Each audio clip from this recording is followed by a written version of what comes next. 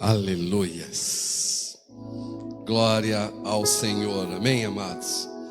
Noite de muito calor, hein, pastor Israel? 4 banhos numa noite só, hein? Eu e a minha esposa tivemos que dormir no quintal de casa. Colocamos ali o nosso travesseiro, deitamos ali sobre o piso, porque estava insuportável o calor. Mas glória a Deus por tudo. Amém, amados?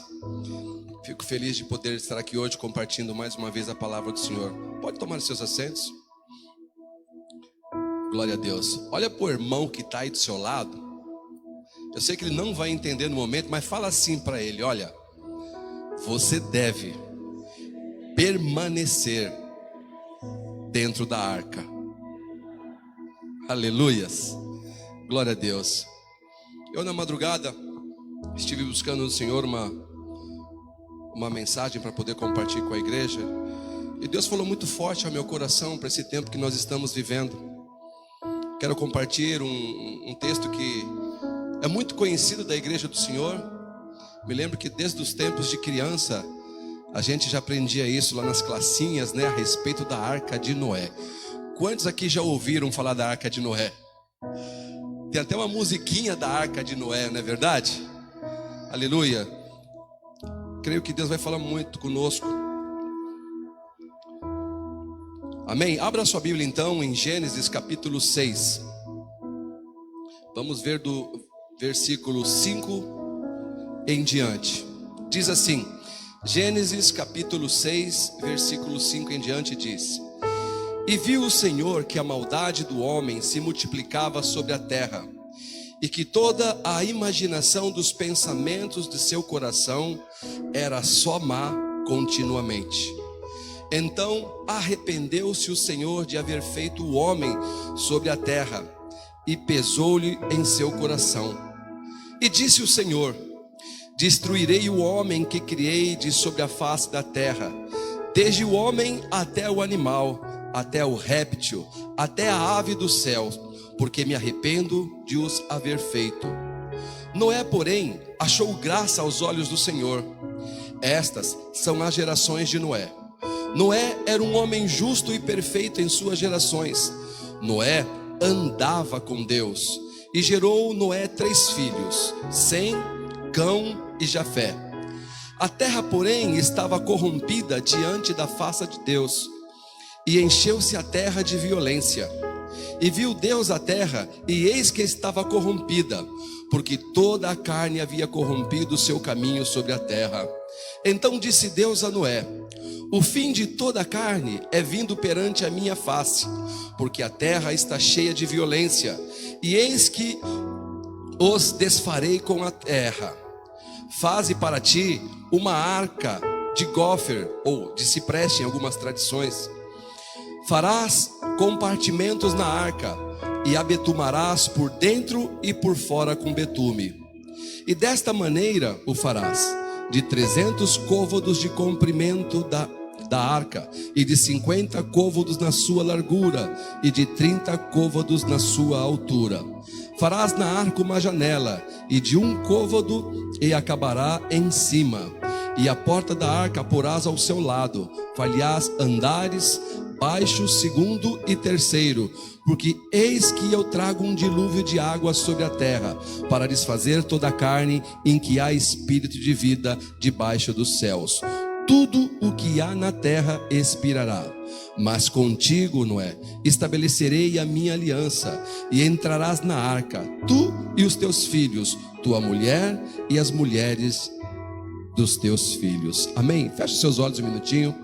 Pai celestial, que o Espírito, Pai, da graça seja sobre este lugar nessa noite, para que cada palavra, Deus, que sair da minha boca não sejam apenas palavras, mas, Deus amado, venha ser, meu Deus amado, como uma semente que está sendo lançada em uma terra, Pai, totalmente propícia para receber essa semente, para que ela germine e venha gerar frutos, Deus. Senhor, toma cativo aqui cada pensamento, toma cativo cada sentimento, Pai amado. É o que eu te peço nessa noite, em nome de Cristo Jesus. Amém, amados? É uma história muito conhecida, a história de Noé. Eu queria primeiramente explanar um pouco de todo esse contexto, para depois te levar a aprender 5 lições, a extrair 5 lições desses versículos que nós tiramos. Nós lemos esses versículos aqui e ele vai falar muito com você e vai te passar 5 lições para que você possa conduzir a sua caminhada com Cristo nessa noite. Amém, amado? Quando lemos essa história, os 5 primeiros versículos do capítulo 6, ele vai explicar ali que enquanto a raça humana estava se desenvolvendo, a raça humana estava crescendo, com ela também a maldade estava se multiplicando. Até que lá do céu, Deus ele olhou e viu que aquela espécie que ele havia criado, e ele mesmo mencionou que aquela espécie era a melhor de todas.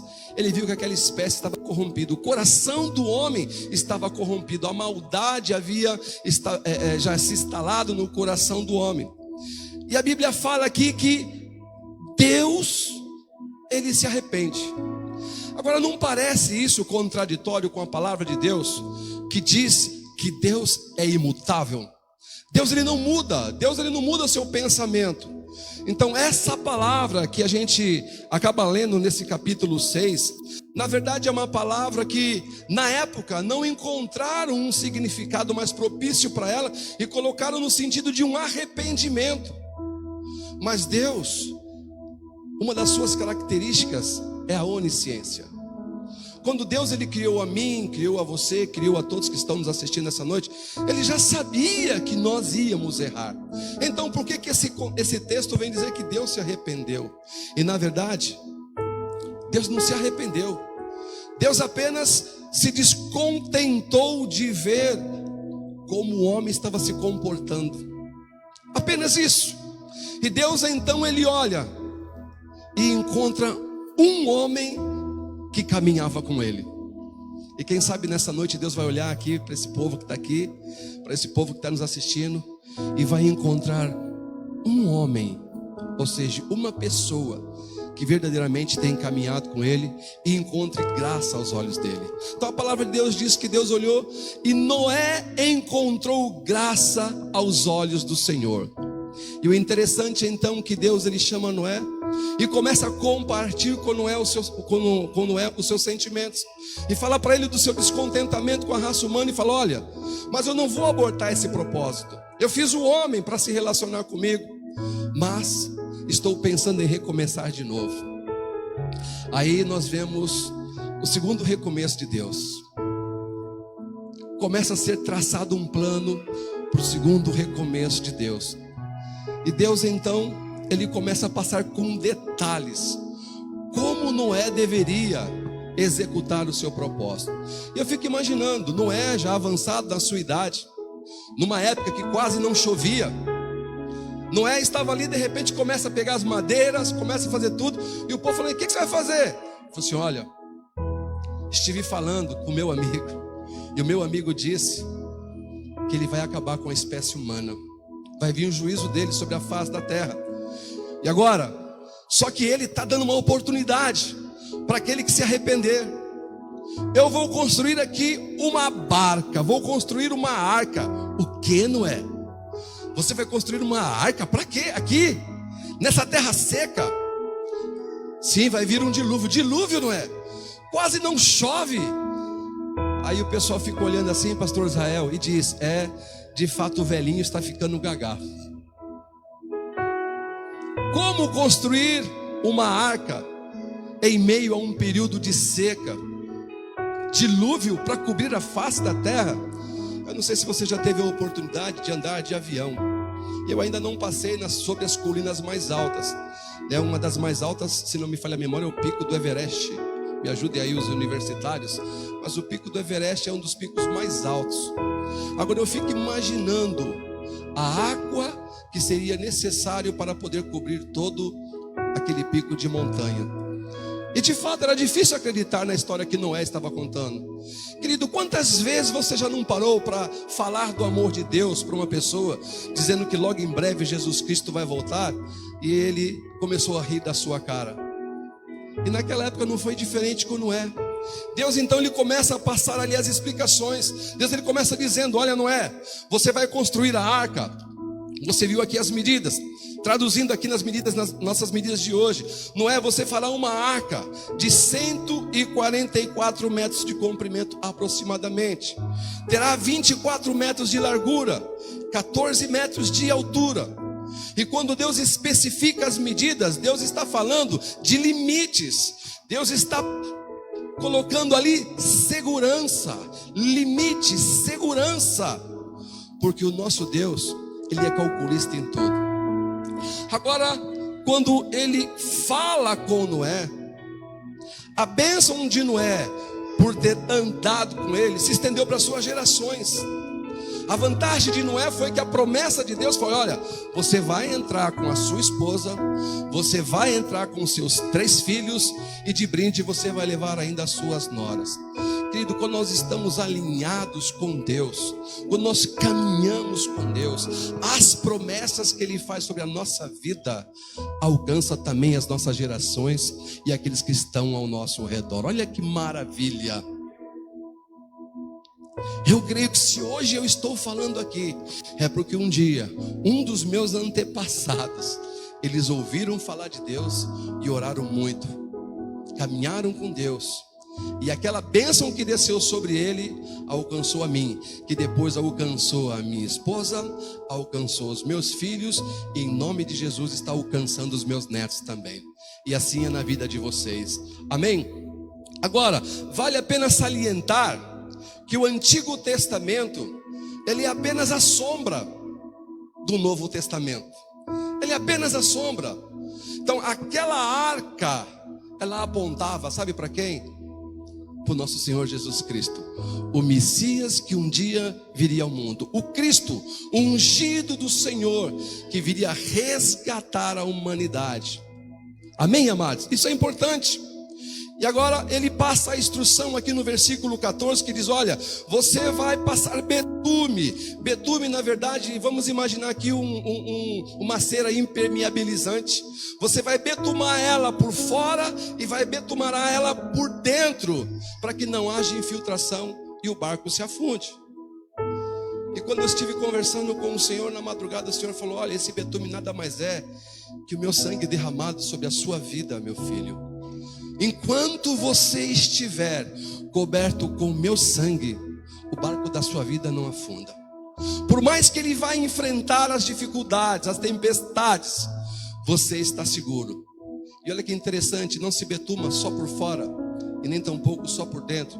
Tem muitas pessoas que um dia receberam o Senhor Jesus Cristo, confessaram, mas falta ainda a essência dele dentro de você. Falta ainda este sangue que, sabe, transforma, que renova. Uma das grandes dificuldades que eu tive quando eu comecei a caminhar com Cristo foi entender que este sangue de Jesus Cristo, que me limpa, que me purifica, o processo dele, na verdade, ele começava de fora, de dentro para fora. E eu, por ter uma vida, infelizmente, uma vida que não era muito boa, eu achava que essa mudança tinha que vir de fora para dentro. E quem faz isso é a religião. A religião, ela tenta de fato mudar o homem de fora para dentro, nos seus comportamentos. Agora, quando a gente é betumado pelo sangue de Cristo por dentro, querido, isso reflete por fora. Amém? Então esse betume representava isso, o sangue de Cristo. E dizia aqui, ó, você vai fazer uma janela, uma só. Só que essa janela você vai colocar no último pavimento, no último andar e lá no teto. Isso simboliza para quê? Porque quando nós temos janelas ao nosso redor, existem distrações no meio da nossa caminhada cristã. Agora, do jeito que Deus pediu para fazer a arca, e essa arca, como eu disse, representa Cristo. Quando os nossos olhos estiverem sempre fitados para o alto, meu querido, você sim pode dizer que você é mais que vencedor. Sabe por quê? Porque não existem as distrações. O mundo com seus brilhos, com as suas cores, acaba nos distraindo e nos levando a fugir do objetivo, a fugir do foco que é Cristo. Então aquela arca, ela tinha apenas uma janela, e essa janela estava lá em cima. Se alguém quisesse saber como estava o tempo, tinha que olhar para cima. Querido, em meio às suas tempestades da vida, não olhe para o lado. olhe para cima. Lá você sempre vai saber que existe uma mão estendida. E todas as vezes que porventura você vier a cair, essa mão ela pode te sustentar. Ela tira o mais miserável pecador lá do lamaçal, te tira do mundo e te faz assentar num trono. Agora os seus olhos têm que estar fitados em Cristo, sempre em Cristo. Aí diz no versículo, também que ele está expressando aqui para Noé, dizendo: olha, e você deve fazer apenas uma porta, e essa porta vai ficar lá na entrada, todos têm que passar por ele. Em João 14,6, o próprio Jesus Cristo, a arca de nós hoje, ele disse: olha, eu sou o caminho, eu sou a vida, eu sou a verdade, e ninguém vai ao Pai a não ser por mim. Não existe, você que me assiste hoje, talvez que está aí, foi convidado para nos assistir, você que de repente está aqui nos visitando, deixa eu te falar, por muitos anos da sua vida talvez você tenha sido enganado, que existem vários caminhos. Existe um ditado popular que diz que todos os caminhos levam a Deus. Isso é uma grande mentira. João 14,6 está dizendo que somente Jesus Cristo é o caminho que pode te levar diante de Deus. Não existe um outro. Em 1 Timóteo capítulo 2, versículo 5 também diz que só existe um intermediador entre Deus e o homem, a saber, Jesus Cristo. Só Ele pode te levar aos braços do Senhor. Só Ele pode te garantir a salvação. Então aquela porta, todo mundo que teve o acesso, entenda bem, todo aquele povo teve o convite, todo aquele povo teve a oportunidade de entrar no barco, porém não deram ouvido porque achavam coisa de louco. Mas Noé, a sua esposa, seus filhos e as suas noras entraram, como também os animais, entraram ali e obtiveram a salvação. Agora vamos imaginar todo aquele tempo de Noé dentro daquela arca, 3 pavimentos. Isso aponta também para a trindade, o homem triuno, o corpo, a alma, espírito, aponta para muitas coisas. Não quero me deter nisso. Então todos que estiveram ali, agora fique imaginando todo aquele tempo dentro daquela arca. Foi trabalhoso demais para quem estava ali dentro, porque animais comem, sim ou não, pastor? E se comem, defecam. Você imagine você trancado ali. Isso aponta para quê, meus amados? Na nossa caminhada com Cristo também é trabalhosa. A salvação, de fato, é um dom gratuito de Deus. Mas conquistar o reino de Deus exige esforço. Exige uma caminhada onde você vai ter que dizer muitas vezes não. Sabe, não aquilo que tenta te tirar do foco. A vida do cristão é mais não do que sim. O mundo, de todas as maneiras, ele vem e tenta nos seduzir, tenta nos intimidar, tenta nos colocar limites. E a primeira lição que nós tivemos aqui é: se nossos olhos não estiverem em Cristo, a gente corre um sério risco de nos desfocarmos do nosso objetivo e nos desviar do caminho. Ou de repente, nem entrar pelo caminho, de repente nem entrar por essa porta que foi nos proporcionada. E é engraçado que o livro de João, Jesus Cristo, ele se apresenta ali de várias maneiras. Apresenta como pão da vida, como água da vida. E uma das coisas que ele fala é: eu também sou a porta. Eu também sou a porta. E a arca aqui, ela foi construída apenas com uma porta, não tinha uma outra maneira. Você quer também, meu querido, minha querida, entrar um dia para o gozo eterno do Senhor? Passe pela porta. Passa por Jesus Cristo. Abra seu coração.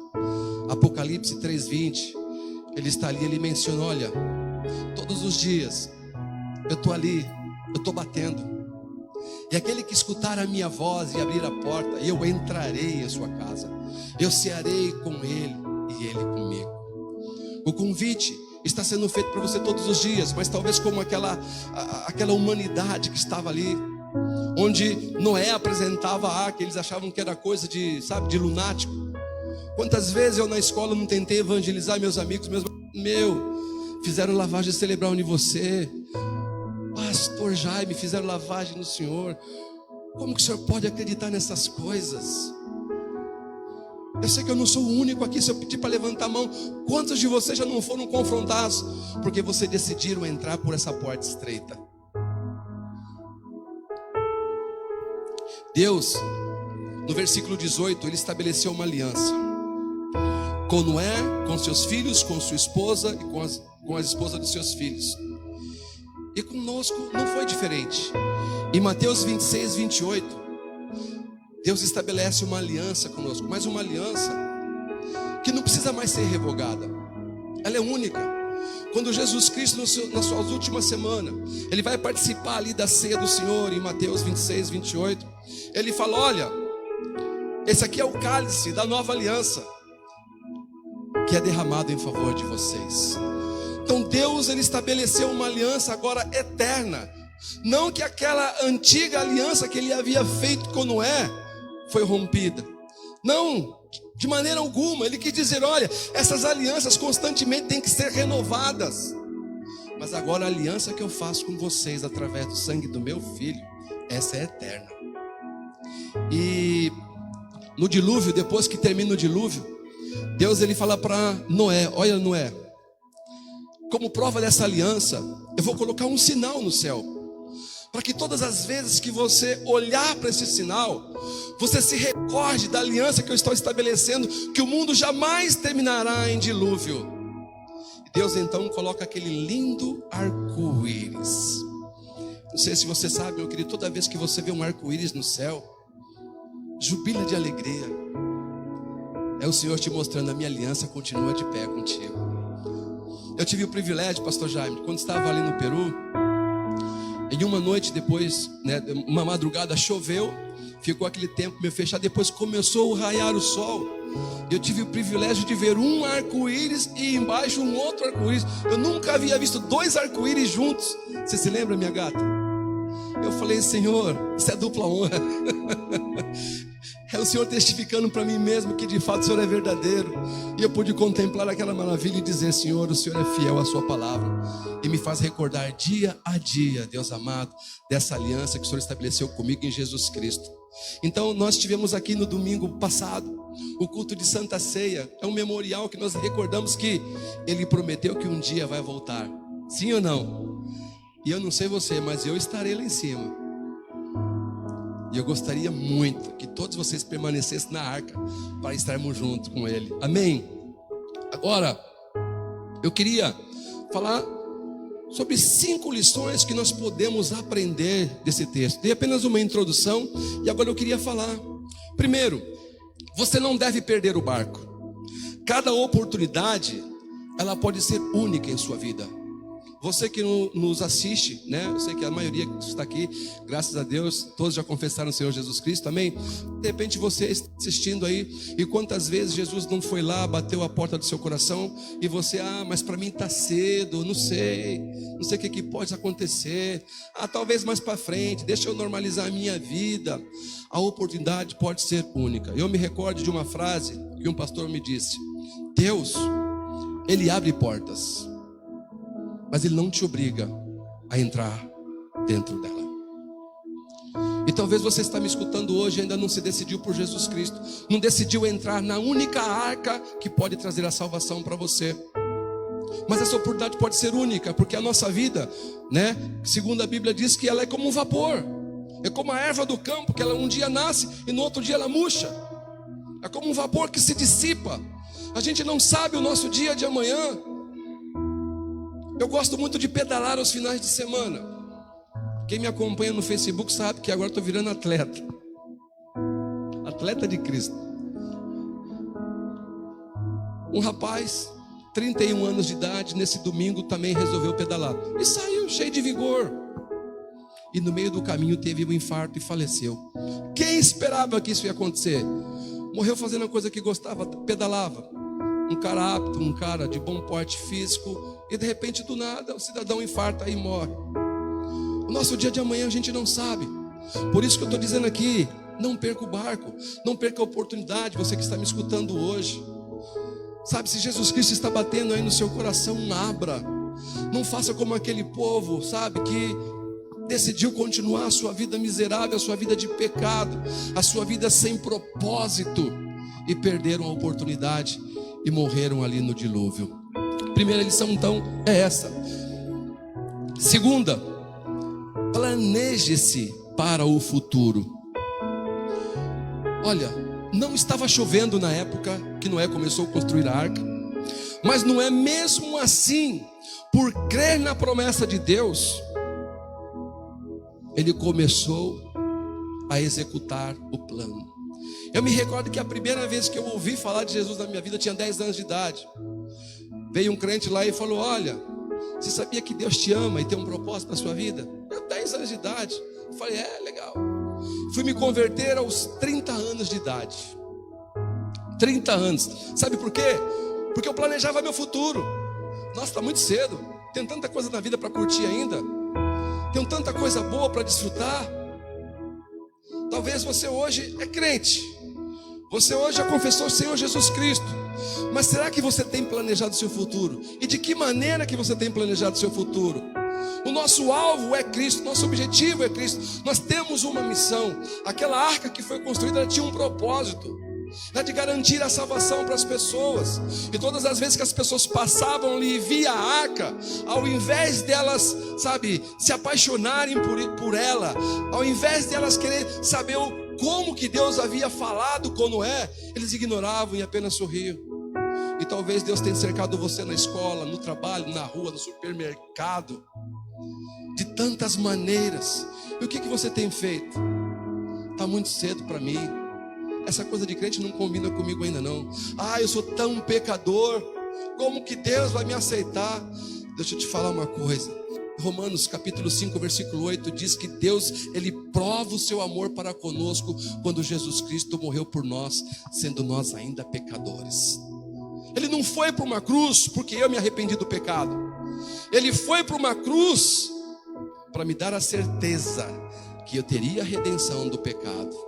Aquele sangue que foi derramado naquela cruz é o betume que hoje me blinda cada um de vocês das ciladas de Satanás. Ainda que nós sejamos tentados, sabemos que o pecado já não nos escraviza mais. Amém, amados? Nós temos que ter essa convicção. Pastor, mas ainda eu erro. Sim, você erra, mas o pecado não te domina. Porque a partir do momento que você veio para Cristo, você se tornou uma nova criatura. As coisas velhas, de fato, elas ficaram para trás e tudo se fez novo. A sua maneira de pensar deve ser outra. A sua maneira, de agir deve ser outra. Isso tudo porque aquele sangue provocou aquela mudança lá de dentro. E hoje o pecado, você até tem vontade, mas vontade faz parte da alma. A alma, ela é composta de mente, vontade e emoções. Nós temos direito sim a ter vontades, a ter desejos. Nós só não podemos ser seduzidos e dominados por ele. É impossível um homem, um ser humano, evitar que um passarinho fique voando sobre a sua cabeça. Isso é impossível. Agora é possível não deixar ele fazer um ninho. Os pensamentos vêm, os desejos vêm. Agora o que eu não posso é deixar com que ele me leve a me tornar um pecador novamente. Amém, amados? Tá? Então a segunda lição é planejar o meu futuro. De fato eu não sei quanto tempo, pastor, agora então quer dizer que eu só tenho que pensar nas coisas de Cristo? Não, tudo que você fizer, faça para a glória dele. Você vai fazer uma faculdade, meu querido, faça para a glória dele. Você vai fazer aqui, um doutorado, faça para a glória dele. O que você for fazer, faça para a glória dele. E aonde você estiver, seja o mensageiro da mensagem dele. Anuncie que Jesus Cristo é a única fonte de salvação. E a terceira coisa, se Deus te convocou, não dê ouvido às críticas. Todos zombavam de Noé por estar construindo. Todos. E o que o crente mais encontra na sua caminhada são críticos. Parece que nunca está bom as coisas. Nunca está bom. Os pastores que indicam, né? Se o pastor ora demais, o pastor só sabe orar. Se o pastor ficar lendo a Bíblia, nossa, não faz nada da vida, só fica lendo a Bíblia. Se o pastor visita, nossa, só vai fazer visita. Se não visita, o pastor não me visita. Como os pastores, infelizmente, são criticados. Se faz, são criticados. Se não faz, eles são criticados.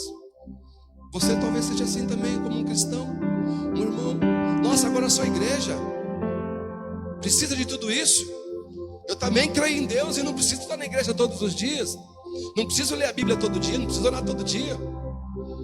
Para que pastor Israel ficar chorando? Para que pastor Israel ficar gritando glória, Senhor? Para que? Deus não é surdo. A única coisa que a gente escuta é crítica. Noé escutou muita crítica. Nós temos que estar preparados para escutar críticas. O próprio Senhor Jesus Cristo, por salvar ali pessoas de enfermidades, os religiosos diziam para ele: você não sabe que a lei de Moisés não permite fazer essas coisas no dia de sábado? Se Jesus foi criticado, meu querido, se prepare. Bem-aventurado é aquele que é perseguido por amor ao meu nome. Esses são bem-aventurados. Quando a sua perseguição é por causa do evangelho, se sinta bem-aventurado. As críticas, elas vão vir de todos os lados, mas nós temos que estar preparados e não dar ouvidos. Porque se nós não temos essa verdadeira identidade de Cristo em nós, as críticas podem nos levar a querer pular do barco. Quantos cristãos hoje não estão fora do barco porque não souberam lidar com as críticas? Quantos não se desviaram? Quarta coisa, mantenha-se fiel ao projeto de Deus. Deus mesmo é que desenhou a arca e deu o projeto nas mãos de Noé. Lembre-se que a arca, ela foi construída, não foi por um profissional. Em nenhum momento a gente vê aqui dizer que não era um carpinteiro ou um arquiteto. Ele não era. Era uma pessoa simples, comum, como eu e você. Querido, para levar o evangelho você não precisa de um título. Você não precisa ser pastor, você não precisa ser evangelista, missionário. Você só precisa ser você. O projeto que Deus estabeleceu para alcançar a humanidade, Ele já te deu. Ide por todo o mundo, pregai o evangelho a todas as criaturas. O projeto já nos foi dado. Como fazer isso? Como mostrar o evangelho, querido? Você é a carta viva de Deus. Eu fico admirado com aquele cego. Jesus, ele cura o cego de nascença. E de repente os religiosos vêm criticar: não, esse daí era aquele que estava pedindo esmola aqui na entrada do templo. Não, não pode ser ele. É sim, ele foi curado. Ele foi curado. Escuta, fala para nós aí, como foi isso aqui? Olha, dizer como foi e quem fez eu não sei. Só sei de uma coisa: eu era cego, mas agora eu enxergo. Querido, como foi eu não sei. Eu sei que era um pecador, eu pecava demais. Rapaz, nem eu me suportava, mas agora já não peco mais. O amor de Deus, Ele faz isso com a gente. Então você é uma carta viva. Se você não conhece muito da Bíblia, querido, use o seu testemunho. O passado serve para isso. O Antigo Testamento serve para isso, para nós. Eu me recordo quando estava lendo um livro chamado O Monge e o Executivo. Eu li um negócio muito interessante. Estava fazendo um curso de liderança pela empresa. Estava fazendo um curso e nos deram ali um livro para ler do Monge Executivo. E um discípulo do monge, ele chegou no mestre e falou: mestre, eu tenho um grande problema. O que foi? Eu não consigo decorar esses princípios que o Senhor me passa. Eu não consigo guardar aqui comigo. Como que eu faço para poder guardá-los? E o mestre falou para ele: olha, é simples, mas primeiro faça algo para mim. Você está vendo aquele cesto de palha ali? Sim, estou. Pega aquele cesto, desce essa escadaria toda, vai até lá naquele lago, encha ele de água e traga para mim. E aquele discípulo então lhe desceu aquela escadaria toda do mosteiro ali, chegou lá embaixo, pegou aquele cesto de palha, mergulhou aquele cesto e trouxe. E aquela água vinha escorrendo. E de repente ele colocou ali. E o mestre, e aí, o que você aprendeu?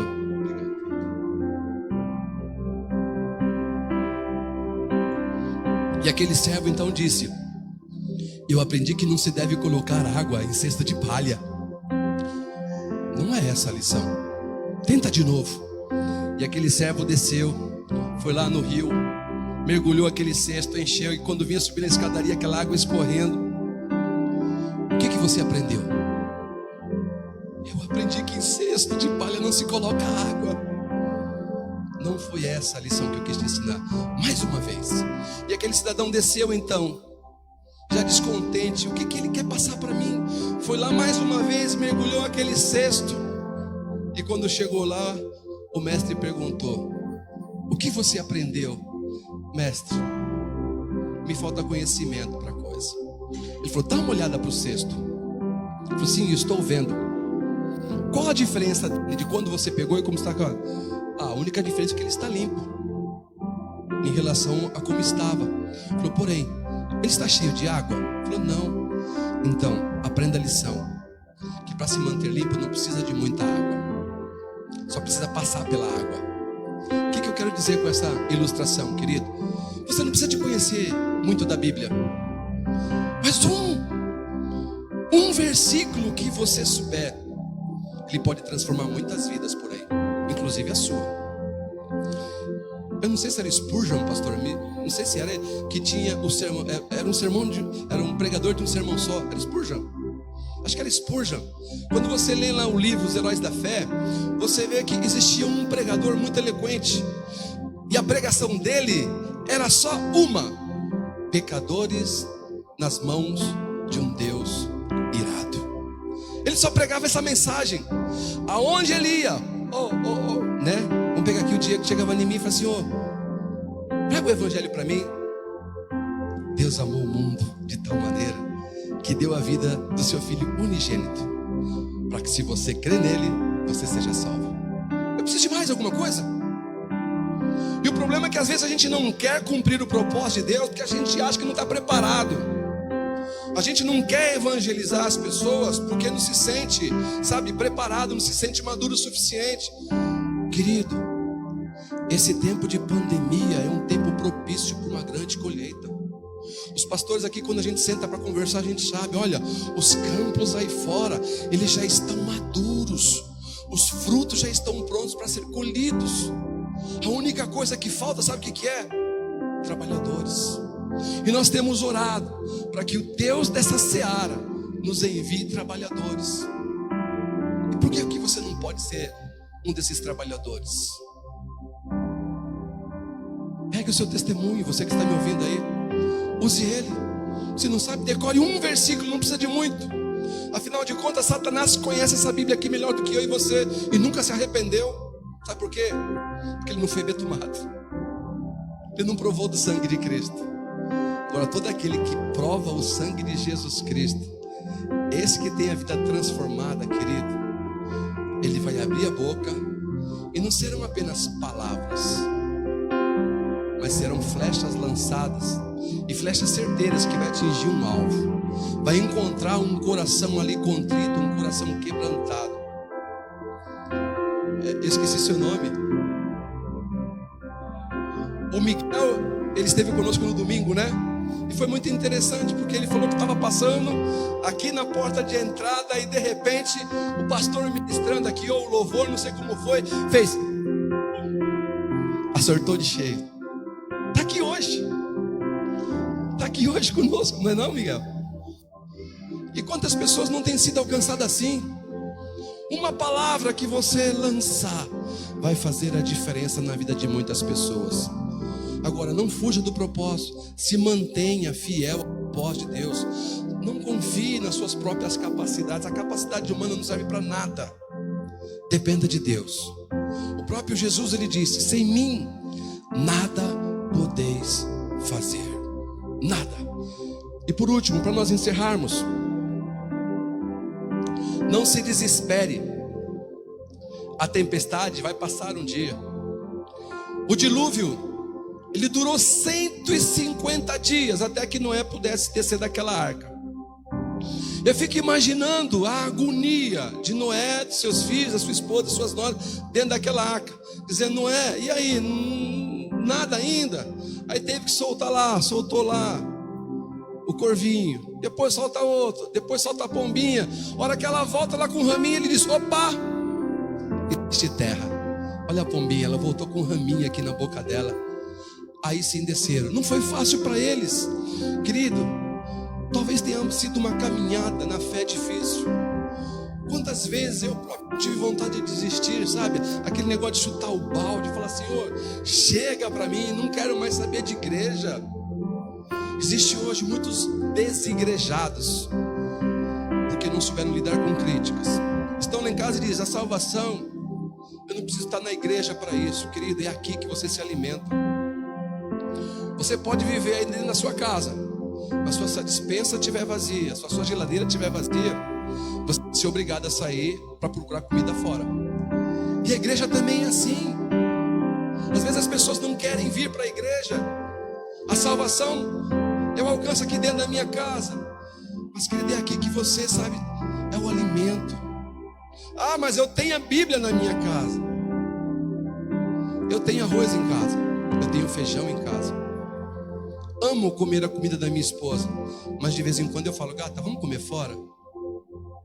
Quero comer uma comida mais saborosa, uma comida diferente, eu não sei como que é, vamos. Ela fala assim: vamos lá, porque eu também enjoei de fazer comida para você.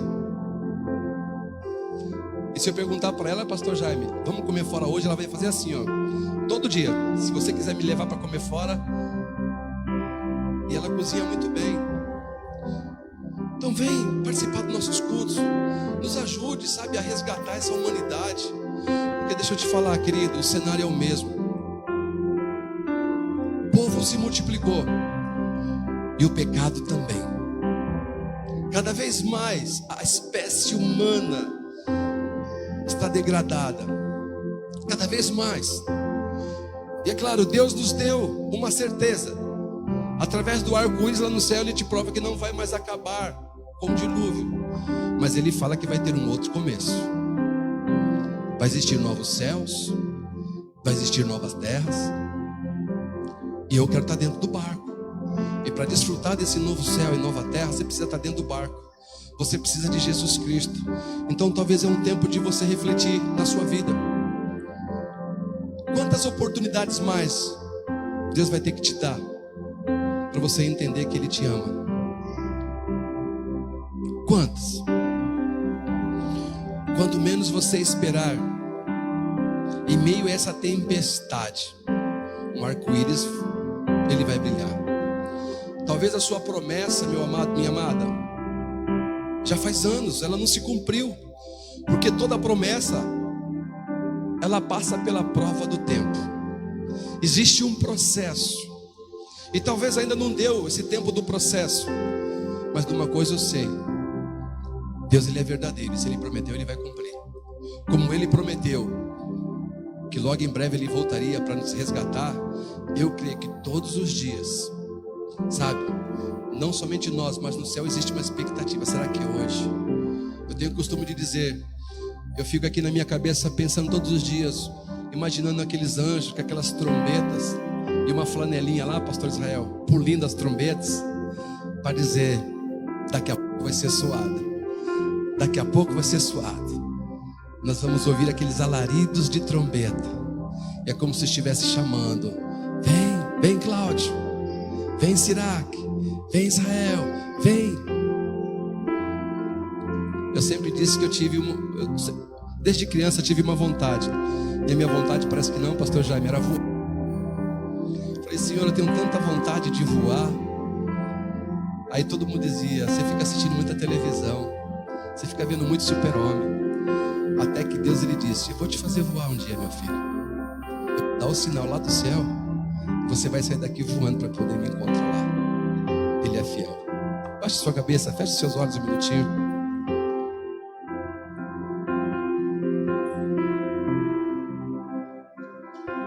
Pai Celestial, a arca ela já veio. A arca, ela já foi preparada, Senhor. E essa arca chamada Jesus Cristo, o Deus encarnado, ela está disponível e acessível para todos, Pai. Senhor, da mesma maneira que o Senhor encontrou a Noé e a sua família, Deus, que nessa noite o Senhor encontre, Pai, muitos Noés, homens, Pai, que caminham contigo, Deus. E aonde for, Pai amado, que essa mensagem estiver chegando, Deus, move esse coração.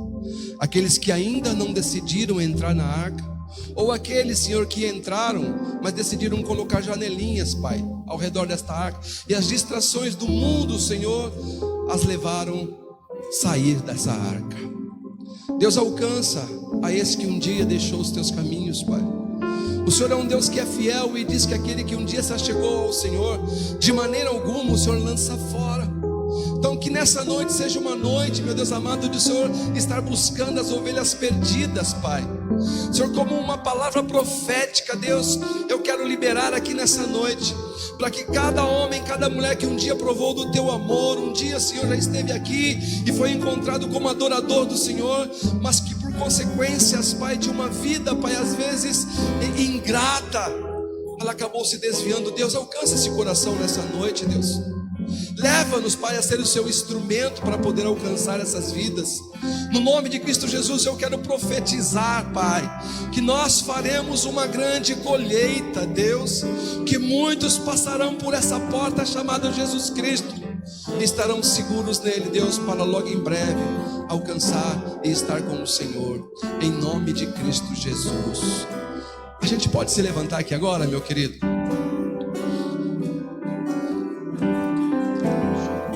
Mais uma vez eu quero te falar, por mais difícil que esteja sendo, permaneça dentro do barco, permaneça dentro da arca. A gente pode cantar um louvor?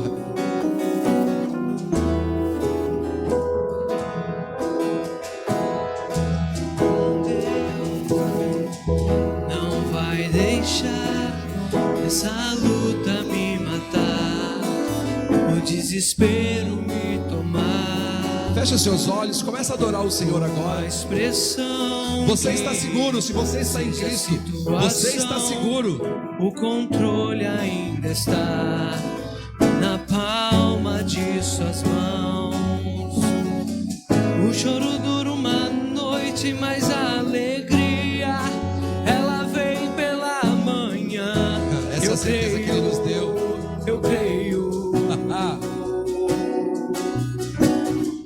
O choro dura uma noite, mas a alegria, ela vem pela manhã. Eu creio, eu creio. Ele te garantiu a vitória. Ainda que a figueira não floresça, que não haja fruto na vide e o produto da oliveira minta, todavia eu me alegrarei, todavia eu me alegrarei. Aleluia, Deus. Todavia eu me alegrarei.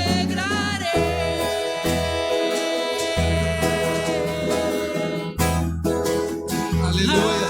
Ainda que a figueira não floresça, que não haja fruto na vide e o produto da oliveira minta, todavia eu me alegrarei, todavia eu me alegrarei, todavia eu me alegrarei. Aleluias.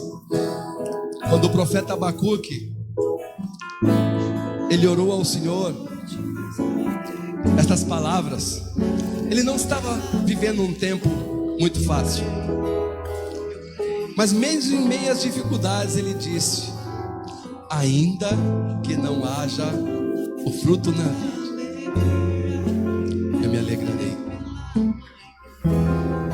A alegria do Senhor tem que ser a sua força. Amém, meus amados? Glória a Deus. Aleluias. Vamos levantar as mãos, vamos agradecer ao Senhor. Quantos foram edificados por essa palavra? Aleluias. Senhor, obrigado por nos dar essa oportunidade de poder, Senhor, te ouvir, Deus, através da vida de homens, Pai, tão pequenos como eu, como meus irmãos aqui. O Senhor tem usado, Pai, aquele que apenas se coloca, Pai, à tua disposição. O Senhor não olha idade, o Senhor não olha, meu amado, classe social, o Senhor não olha o nível de intelecto, o Senhor só olha se está disponível.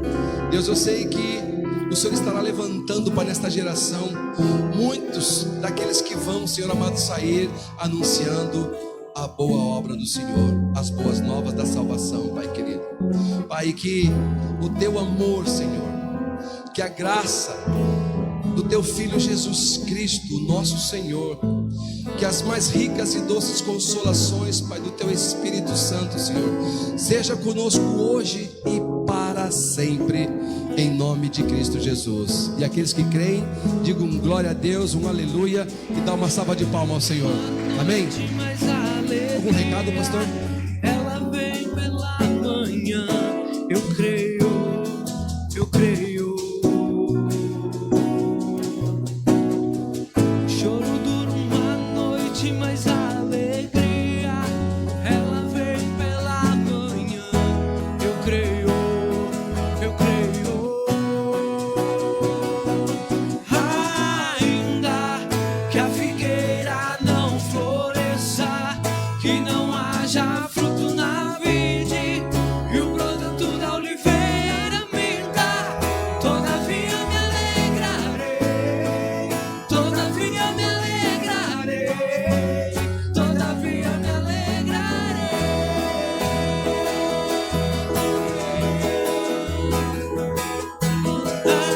Ainda que a figueira não floresça, que não haja fruto na vide e o produto da oliveira minta, todavia me alegrarei, todavia me alegrarei, todavia me alegrarei.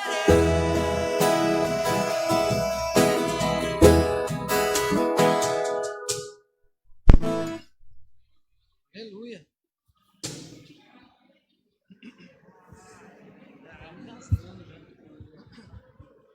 Aí se eu for pegar, fazer assim, ó.